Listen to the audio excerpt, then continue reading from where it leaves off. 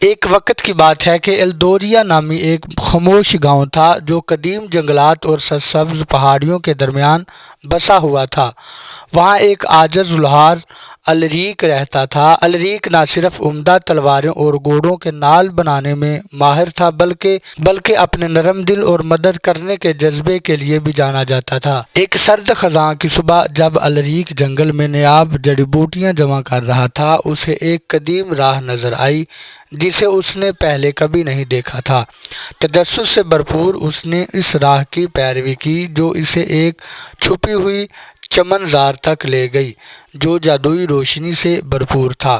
چمن زار کے وسط میں ایک قدیم بلوط کا درخت کھڑا تھا جس کی شاخیں سنہری پتوں سے بھری ہوئی تھیں جو سورج کی طرح چمک رہے تھے۔ اس کی ایک شاخ سے ایک چھوٹی خوبصورتی سے بنی ہوئی گھنٹی لٹک رہی تھی۔ یہ گھنٹی الریک نے پہلے کبھی نہیں دیکھی تھی۔ اس پر پراسرار رسمیں کندہ تھی اور یہ ہلکی گرم روشنی میں چمک رہی تھی۔ ایک اندیکھی طاقت سے مجبور ہو کر الریک نے گھنٹی کو نرمی سے اپنے ہاتھوں میں لیا۔ جیسے ہی اس نے اسے چھوا، ایک موسیقی کی گونج چمن زار میں گونجی اور اس کے سامنے ایک خوبصورت پری نمودار ہوئی جس کے پر ہیرے کی مانند چمک رہے تھے۔ سلام الریک، پری نے ایک صاف میٹھے جھرنے کی طرح آواز میں کہا۔ میں ایلارا ہوں، جادوئی گھنٹی کی محافظ۔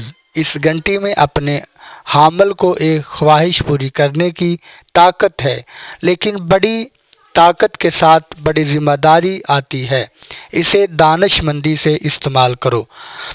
الریک اگرچہ پری کی موجودگی اور گھنٹی کی طاقت سے متاثر تھا، مگر وہ جانتا تھا کہ اسے کیا خواہش کرنی ہے۔ ایلدوریا کا گاؤں کئی ماہ سے خوفناک خشک سالی کا شکار تھا اور فصلیں ناکام ہو رہی تھیں۔ بغیر فصلوں کی بہتات کے گاؤں والے سردی کے موسم میں کم خوراک کے ساتھ سخت حالات کا سامنا کریں گے۔ مضبوط دل کے ساتھ الریک نے گھنٹی بجائی اور اپنے گاؤں کے لیے بارش کی خواہش کی۔ گھنٹی کی آواز چمن زار میں گونجی اور ایلدوریا کے اوپر آسمان سیاہ ہو گیا۔ جلد ہی نرم بوندیں گرنے لگیں جو بڑھتے ہوئے ایک مسلسل اور پورا کرنے والی بارش میں بدل گئیں جس نے خشک زمین کو بھگو دیا۔ گاؤں والے خوشی سے جھوم اٹھے۔ ان کی شکر گزاری بے حد تھی جب انہوں نے اس معجزانہ بارش کا جشن منایا۔ تاہم الریک نے کچھ عجیب دیکھا۔ گھنٹی جو پہلے روشن ہو رہی تھی اب مدھم اور بے جان دکھائی دی۔ ایلارا دوبارہ نمودار ہوئی۔ اس کے چہرے پر سکون تھا۔ تم نے گھنٹی کو دانش مندی سے استعمال کیا ہے الریک، اس نے کہا، لیکن جان لو کہ اس کی طاقت اب ختم ہو چکی ہے۔